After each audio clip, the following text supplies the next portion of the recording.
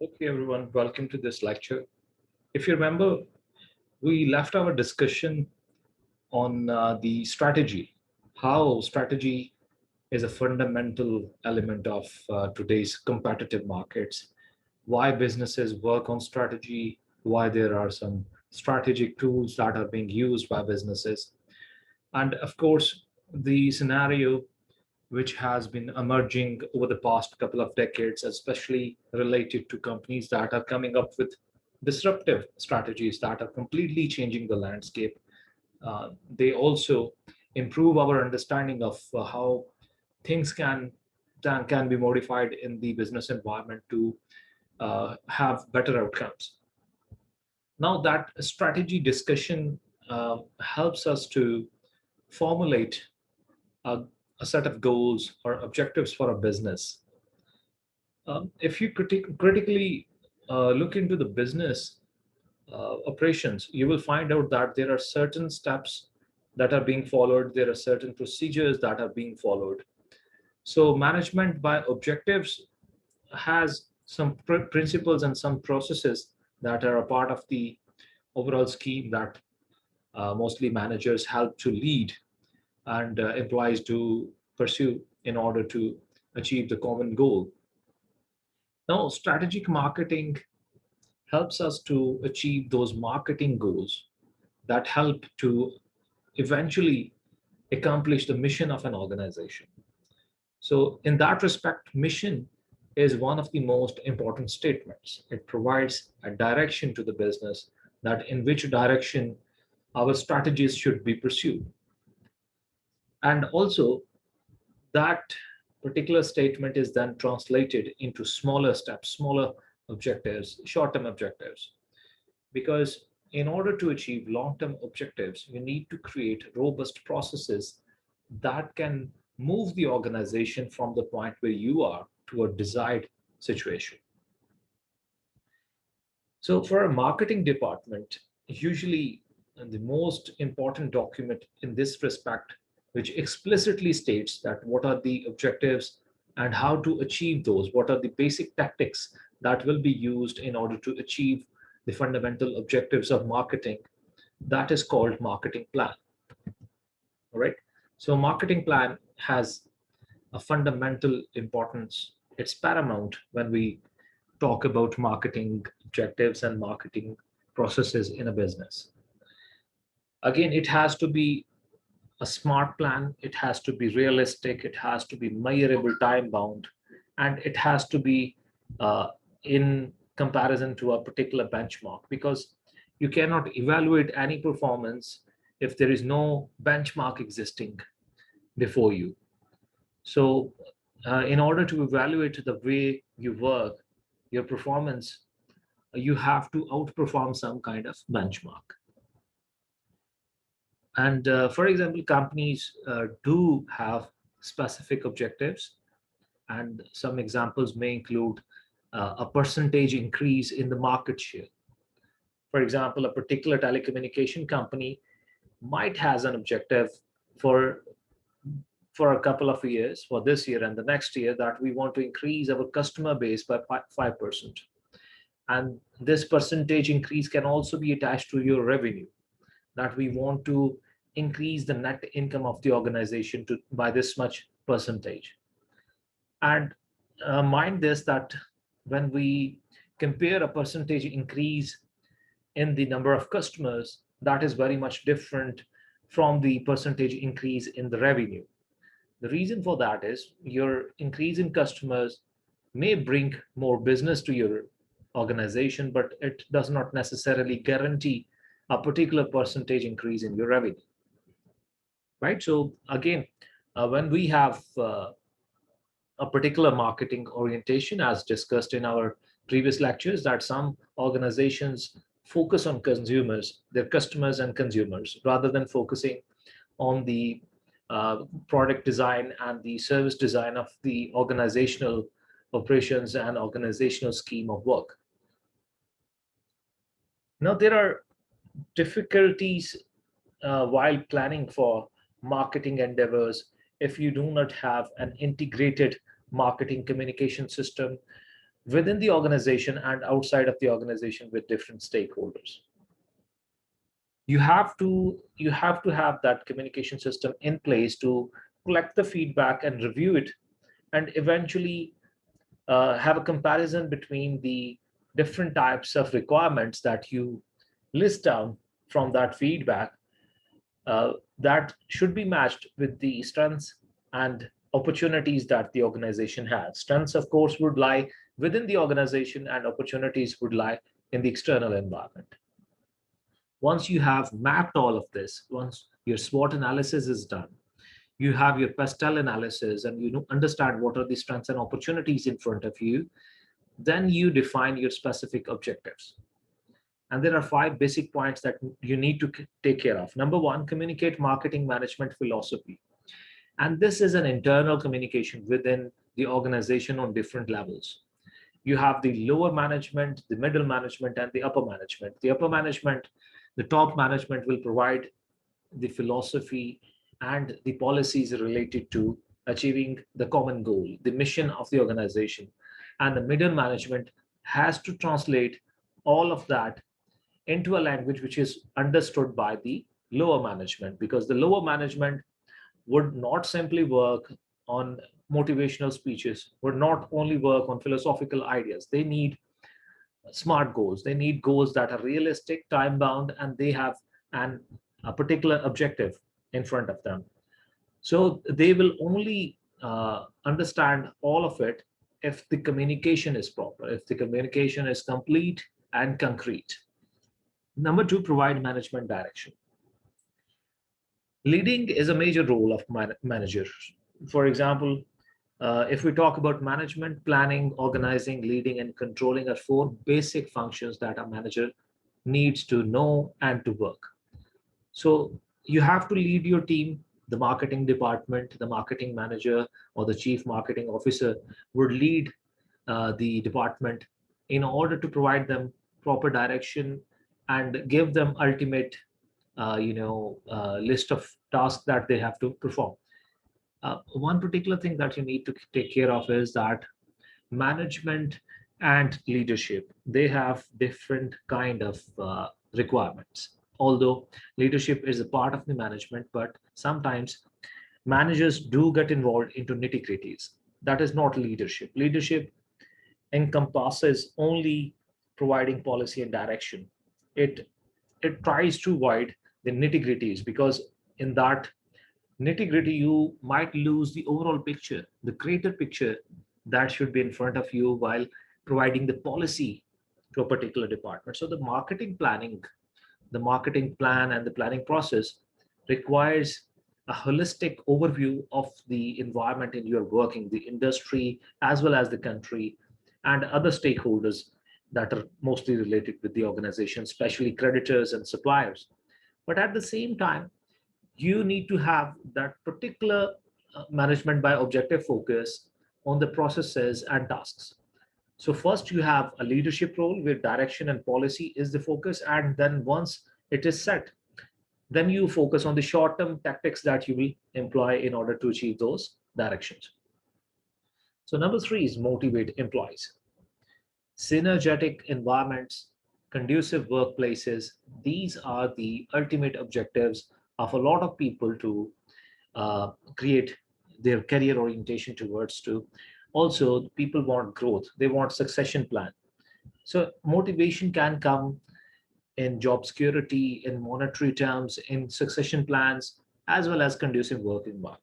So you have to provide your employees with that so they can easily focus on the objectives that have been crafted for their work. Number four, force executives to clarify their thinking.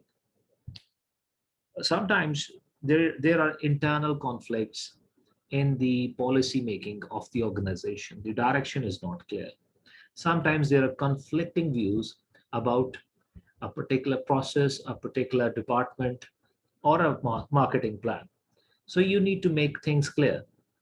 You need to have a singular focus for everybody in the organization.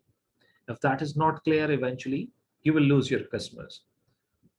Remember, for example, if you're in a telecommunication company, Your focus is to provide either quality services and everything that entails to it, or maybe it's not the service that you want to focus on, it's the numbers, it's the targets that you want to achieve. Both are different objectives. They might have some overlap. For example, you might have targets regarding customer service. You might have targets to given to your call center employees, that how many calls they have to receive, how many complaints they have to process, and then you have your internal troubleshooting, people that can work on those numbers, and you set targets for them, that how many complaints they have to solve, how many problems they have to debug in a particular time. But that does not relate to the quality of service. The quality of service is a different dimension. And if you're focusing on quality of service, then everything that entails with that would needs a revision, would need some focus from you. So the policy direction should be clear. There should be no conflict in the internal thinking, and eventually you should form a basis for control. Control here does not mean to possess something or to handle something. Control here means evaluate your performance with the plan that you planned earlier.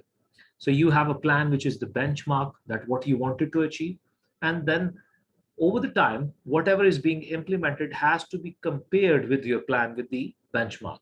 The underperformance and overperformance has to be analyzed. If you have underperformed, then there must be some things, some problems that you need to identify and work on. But if you have overperformed, then there must be some factors that you never counted for, and you might use them for future to enjoy the same kind of success you're having.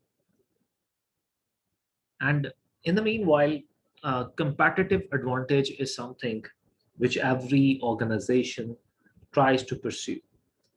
In an industry, every organization tries to become a leader of the industry. But at the same time, becoming a leader requires a sustainable competitive advantage.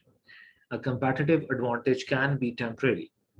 It can be your uniqueness. It can be something which differentiates you from other firms in the industry. But if your differentiation is not everlasting, it is something which other can imitate, other can copy, other can craft the same thing, then you have to have some sustainability into it. And sustainability would require a continuous improvement process. What you have today can be shared with other people, can be copied by other people.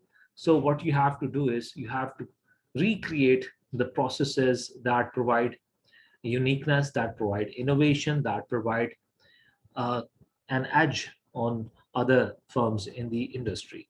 There are so many examples that you can look into. Kodak was a leading company once, but not anymore. Nokia was a leading company once, not anymore, and so on. There can be other examples similar to this. So their competitive advantage led them to a place in the industry where they were renowned. But at the same time, it was not so sustainable, that over the time they lost it. If you look at Apple, Apple has a rigorous, uh, you know, a rigorous plan of innovation. They try to innovate things. Their products, their services are unique as compared to other firms.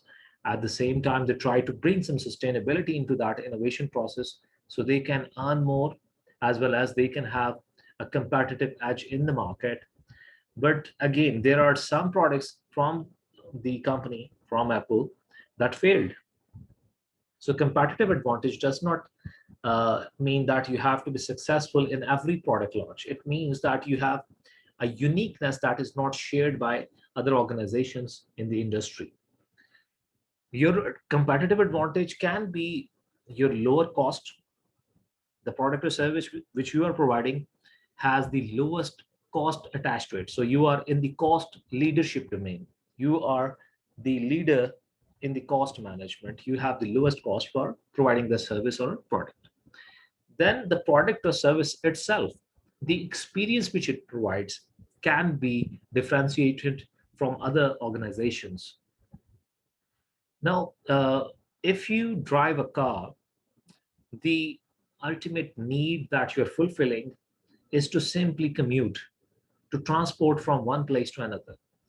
But there are so many affiliated products and services that you want to be that you want it to be comfortable, you want it to be fuel efficient, you want it to be less maintenance, you want it to be sleek and smart, and so on.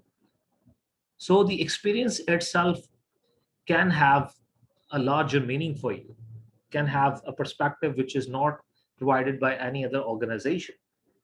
So driving a Mehran or driving a Civic, both are different experiences. Both provide transportation means, both can help you to commute from one place to another place, but they have their own advantages and disadvantages.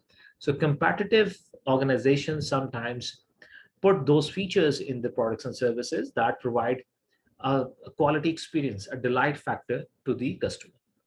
Then there are some organizations that only focus on a niche market.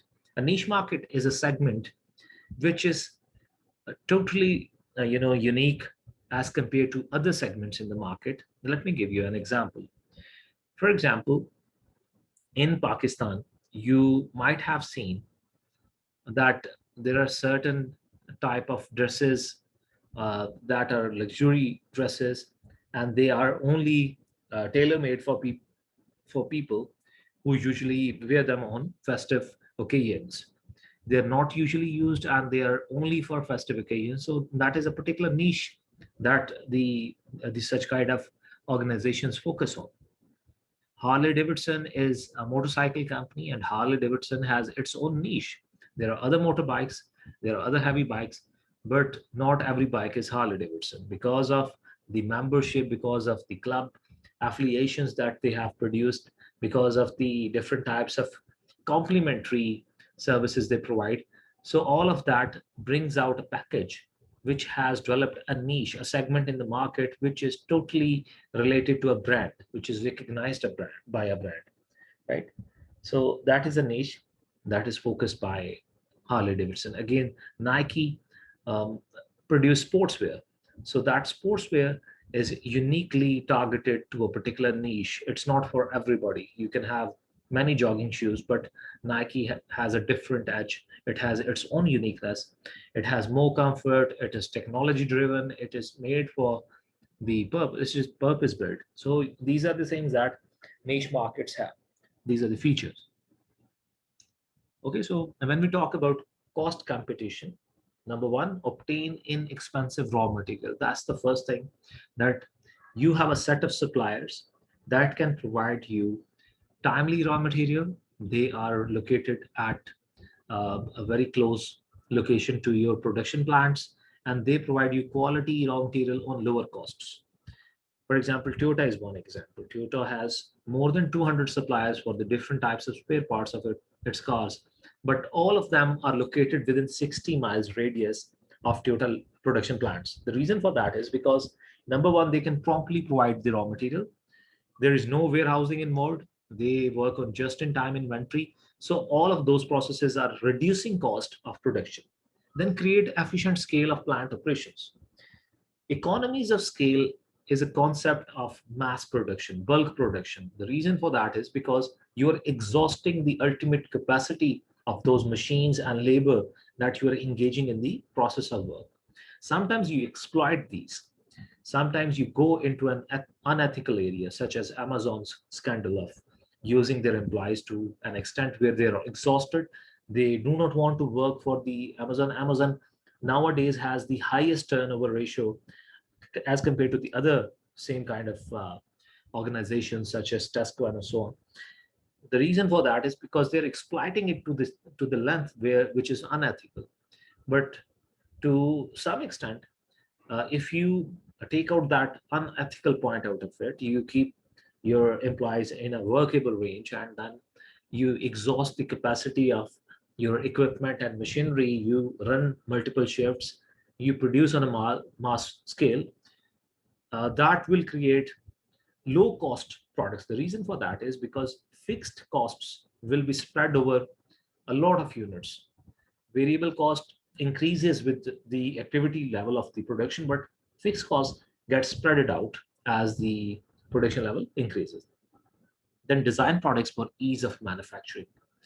Your products have a simplistic process which which rewards the product itself, and it adds value to the product, but at the same time there is less rework, there are less defects.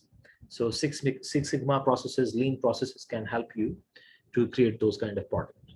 Control over the overhead costs.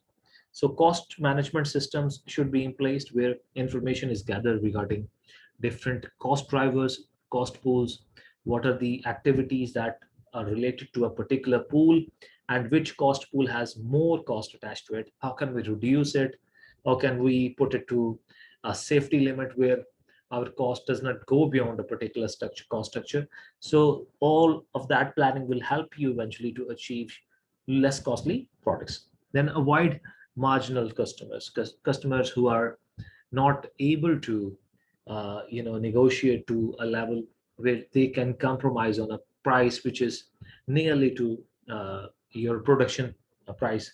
So you're not pricing, you're not adding much margin to your products. Okay, so those kind of strategies will help you to create a cost competition. So based on those points, you can have a lot of things in place in order to create a cost efficient system. Number one, you can have experience curves. These are the curves which show you a time series data that how the production level increased or decreased, but with that, how the cost behaved. So you can understand through these curves, these charts, control charts, and experience curves, that where our system went beyond the normal range and it produced more variance as compared to the average variance. So we can ultimately focus on putting the system within a variance range. Then use efficient labor. You can have no frill products.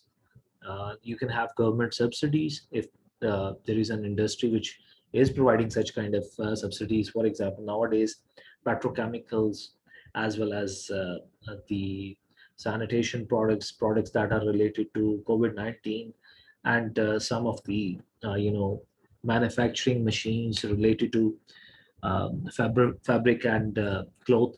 These are a few areas where you can have some subsidies from Pakistani governments.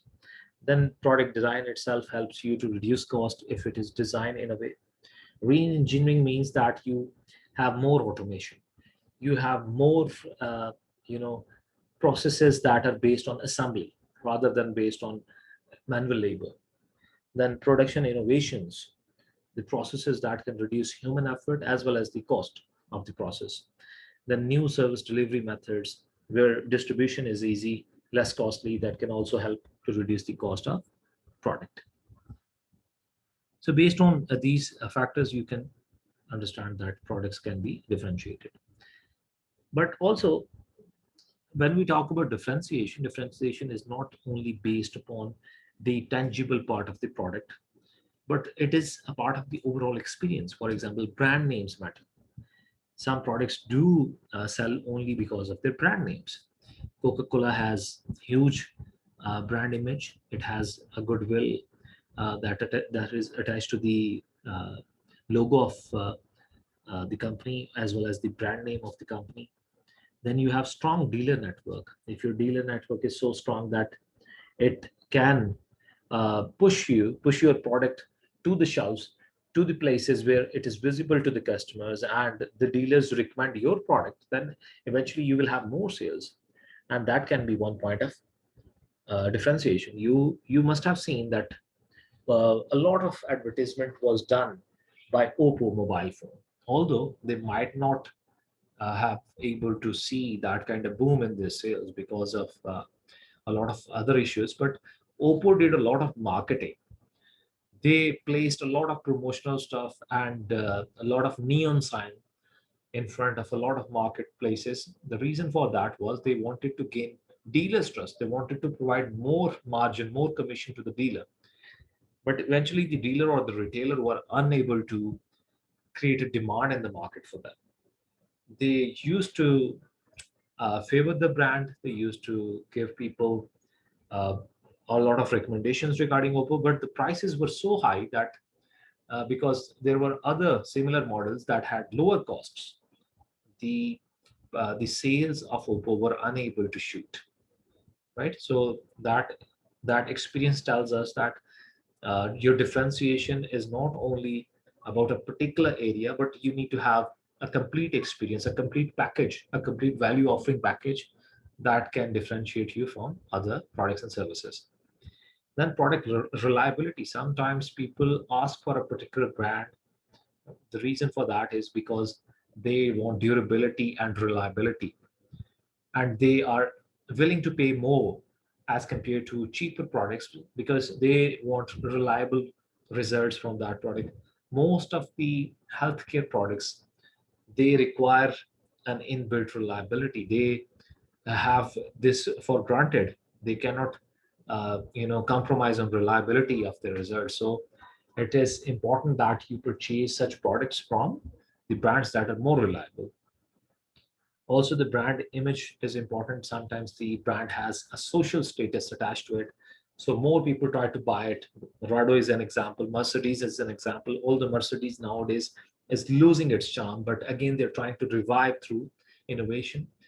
So image building is a perception building process. A lot of companies, they develop this through impulsive advertisement. Their effective portion, the emotional part is involved, and people can attach themselves to the brand and the brand image.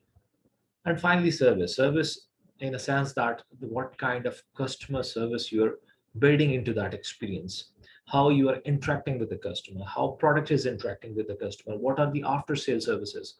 All of those help you to create a differentiation as compared to your competition. Finally, the niche market.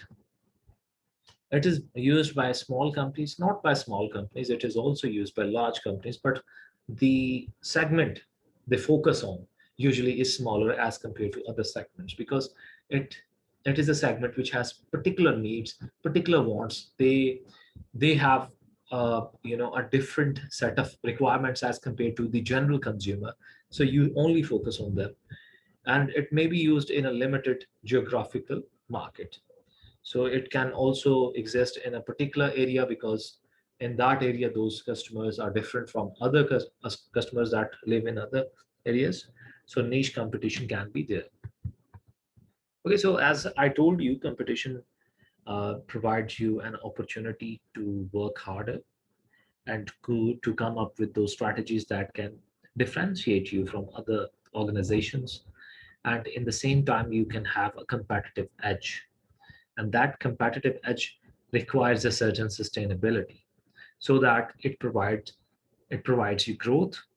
And when you mature the growth, eventually it does not go into failing the organization or the death of the organization. Rather, it can be revamped into another shape, into another competitive advantage that can help you to come over your rivals. Okay, so these are a few things that sustainable competitive advantage can be attached to. Number one, you can register some patents, copyrights, trademarks, because you have some unique, for example, technology usually um, is an innovation that is registered through patents. Then if you have produced something, a product, for example, a movie, an animation, a song, or maybe you have produced a work of literature, you can put it to copyright. And you can also have a unique location. Sometimes businesses grow, they get more sales because of their unique location. They are in the hub of the markets, or maybe the equipment that you use. It helps you to create a particular advantage because it helps you to process things in a better way. Same with the technology, the automation, or the technical aspects of your product. They can help you to gain a competitive edge. Or the customer service, the way you interact with the customer, the way you provide them all the services before, during, and after the service interaction.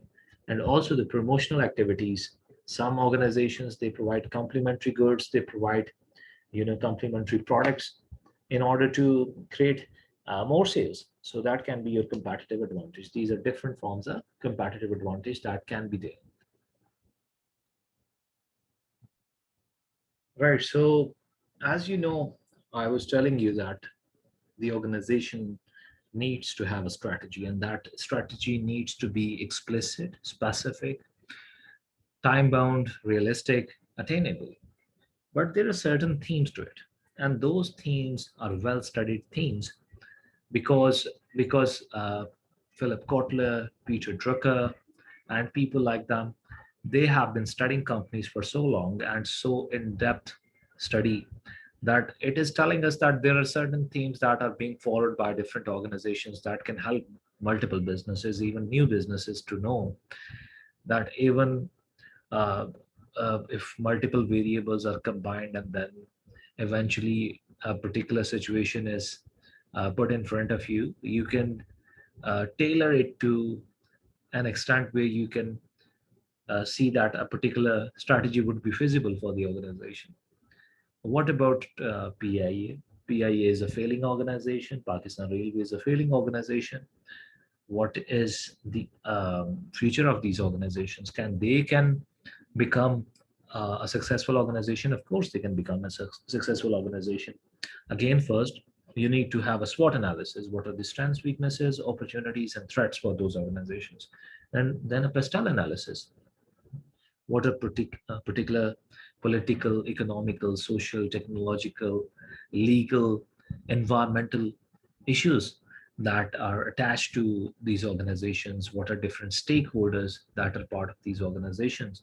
And once you have done all of that analysis, then you can suggest some strategic alternatives for these organizations.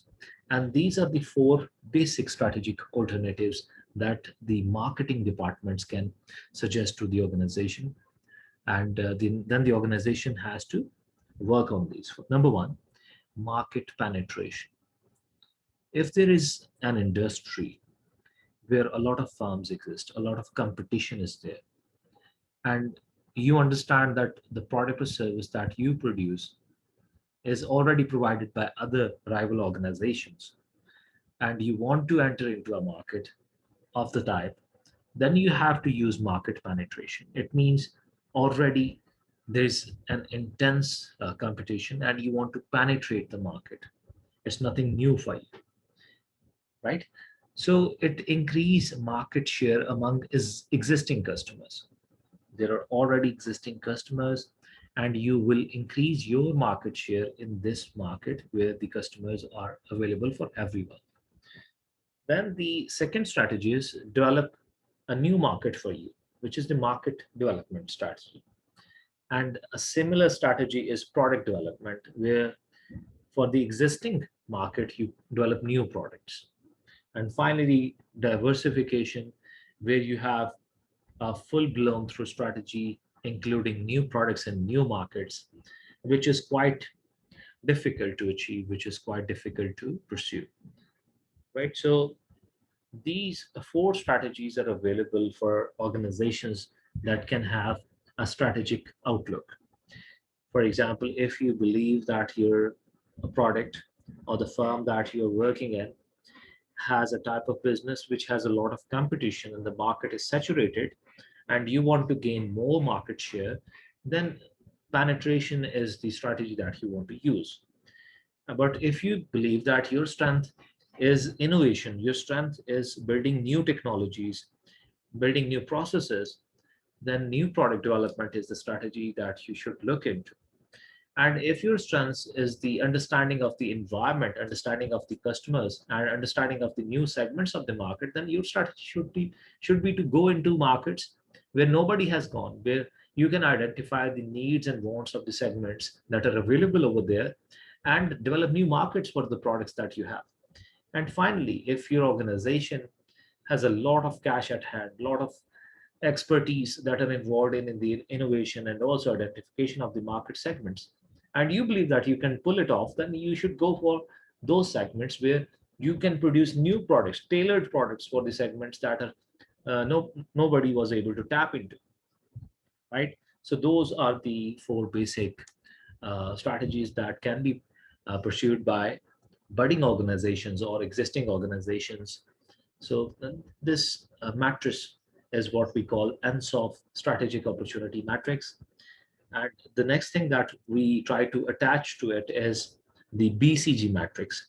So Boston Consultancy Group is a consultancy organization that has provided consultancy to a lot of businesses. They developed a strategic matrix, which is called the portfolio matrix, also BCG matrix, which divides your product portfolio into four different categories. Number one, you can have your star products that are amazing products. Everybody is dying to adopt those services, have those services or products, and they are producing a lot of cash for you, as well as they are having a lot of growth potential. They are growing, still growing. Those are the star products. But then you have products in growth stage. Those are producing a lot of cash for you, and these are your cash cows, because they are producing so much so cash that they are not only covering all the expenses for themselves, but they are also going beyond a typical amount of revenue. They're producing exponential revenues. And then you have products that are question marks for you. You don't understand them properly. Their strategy requires a revision, and you understand that if you put some sort of efforts into promoting these products, they can become some sort of cash cow or a start product, but they can also become a dog. A dog is a product which you don't require anymore. It is there, it is just sitting over there. It does not require any more investment into it. Rather, it can be divested, and the money can be invested into question marks to make them a better cash cow or star product. So based upon the uh, understanding of marketing department, you can produce a portfolio matrix for yourself, where a single circle will represent a single product in your product line, and uh, the you know the circumstance of that circumference of that particular circle would be the amount of customers that are there for that particular product, right? So you can have uh, small share of the market growth, you can have a higher share of the market growth. On the x-axis, you can have a small share of the market dominance, or the higher share of market dominance. So using this matrix can also help in organizations to understand the set of products that are there. And once you plot the product line on this BCG matrix or the portfolio matrix, then you can apply certain strategies on those products. Number one, you can build some question marks into those particular cash cows that you want to see, or you can hold some cash cows or star products in order to create uh, more revenue from them, more cash from them, or you can harvest some of the star products by pushing them very hard, creating more, more of them, producing more of them, manufacturing more of them, and pushing those into the market. Or finally, you can divest your dog products and use that money to build the rest of the portfolio. Okay, so now once you have your strategies in place, your strategic plan, your marketing plan is there, how do you target your market? What are the target marketing strategies? As initially spoken about, this marketing strategy is a set of activities of selecting and describing one or more target markets. So you have segments that you're selecting and you're describing them. What are the characteristics those segments have? And according to those, you craft your strategies, marketing strategies, and maintaining a marketing mix. We will talk about marketing mix as we briefly introduced it in the first lecture: the product, place, promotion, and pricing. So marketing mix is crafted according to the segments of the market that you have selected, that you're trying to target. So you can satisfy their needs. You can exchange value with them. You can understand their needs and wants and eventually fulfill those. So in order to do this, you do your marketing opportunity analysis, MOA, which involves the description and estimation of the size and sale potential of market segments that are of interest to the firm, and the assessment of key competitors in these market segments. So not only you understand your customers and the potential revenue that you can gain from them, the potential customer share that you can gain in the market, but also the competition that exists over there, how you're going to work with the rivalry which is existing in the marketplace. So first, segment the market based on groups with similar characteristics. So you select the segments according to a particular set of characteristics. Those can be geographical characteristics, those can be demographic characteristics such as age, such as income, such as family structure. They can also be behavioral or psychological segments. Okay, the personality types are people who are in their early teenagers, people who are older. But depending upon these characteristics, you select the segments that you want to target. Then analyze the market based on attractiveness of market segments. That which segments that you have selected are more attractive and more targetable, where you can push your strategies and earn more revenue.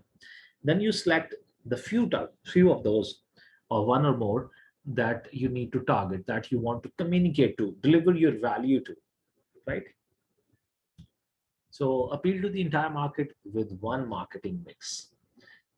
This is important that you cannot fight on different borders. It can be very difficult for you. So you have to have a set of segments where you are trying to penetrate using a similar set of marketing mix. That requires your portfolio to be narrowed down to related products and services. Then concentrate on one market segment. Concentrate on one market segment means that there is always 80-20 rule. Your 80% revenue should be coming out of your 20% customers or the segments that you work for on daily basis. Your opportunities, your strengths, they are focused now on that particular segment. Appeal to multiple markets with multiple marketing mixes. You create multiple market mixes when your organization grows, when your existing marketing portfolio is so strong that you gain more cash out of your cash flow, uh, out of your cash cows, and that cash is used to build more star products as well as more cash cows. So that is a target strategy that the company can use. Finally, we will talk about the marketing mix, which is a very famous term in marketing, which entails usually 4 Ps, but sometimes 7 Ps. 4 Ps include the product itself, and then the pricing and the placement of the product, which is the distribution of the product, and finally the promotional strategies, how you are going to promote the product. Okay, so these are the 4 Ps, and let's talk about them individually. When we talk about the product can have the physical form of the product, the packaging that you use to package it, the warranty facilities with it, after sales services, and the way it provides an experience to the customer, the way the product interacts with the customer, the brand name, which has been built into the society and it has a particular status involved in it, the brand image, the perception that the brand has, and what kind of personality types the brand is suitable for, feasible for, what kind of value the product delivers to the customer, what kind of needs and wants it fulfills. Okay, so product has, number one, the core part of it, which is the tangible part of it, which is core product. Then you have augmented product. The augmented product is beyond tangible product. It has the ideas and services and the delight factors which are involved in the experience of the product, right? So product availability, where and when customers want them, is also a part of the product, that it is available at the corner of your street or not, or you have to travel to a particular place, or will it be delivered to you or not, right? All those are part of the product. All activities from raw material to finished product. So the supply chain is also a part of the product, because every step of the supply chain needs to add some certain value. So that value chain analysis should be there.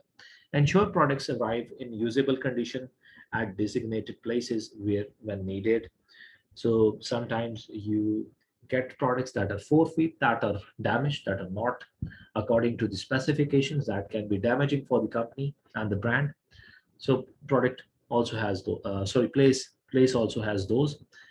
So distribution, everything which is related to distribution, rather it is the availability or the particular supply chain that is involved, or also the warranties, also the designated places where the product is delivered, the form of the product. This is also a part of the distribution strategy. Then promotional strategies. First of all, you have to communicate to your customer what value proposition you're offering, what are the promises that you're delivering to them. So that is communicated through advertising.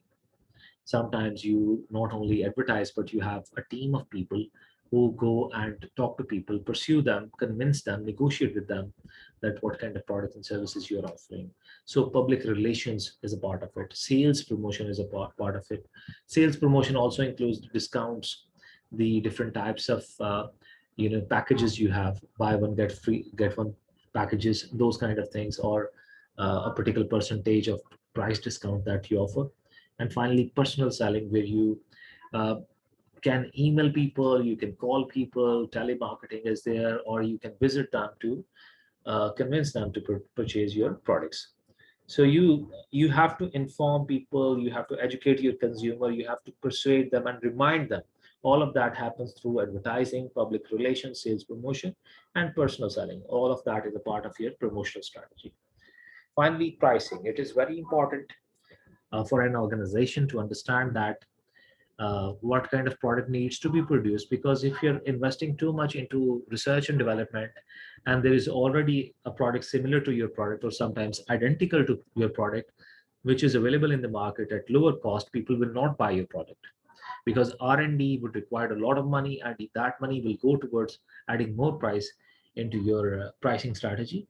Eventually it will be uh, a lot of expensive gestures would be attached to your price, and people would not be willing to purchase or give money to you. Your revenue can fall with that. So you have to have a particular pricing strategy. Usually you have two pricing strategies. Number one, price penetration. If there is a lot of competition, identical products are available, and the cost is a war place, just as in telecommunication industry where the cost of services is very competitive. So you have to penetrate in the market with a very competitive price, which is if not less than other competition, it needs to be close to your competition. Or if you are coming up with a very unique feature, if you're coming up with something which is not previously available in the market, then you can go for price skimming, because people who are early adopters, who adopt your product or service early, they are the people who are willing to pay more because of the exceptional experience or unique experience they can have from your product or service. So that pricing strategy is called price skimming. Eventually, whatever units you sell out multiplied with the price would be the revenue that you earn, and that is the revenue which is usually is a main focus of investors or the top management. Okay, so I think most of the uh, issues that are related to strategy are covered. With that, I will finish this chapter. I would request all of you to read the text, to listen to this lecture, and prepare for a quiz. Most probably in the next class, we will have a quiz from this chapter. Thank you very much. Take care of yourselves.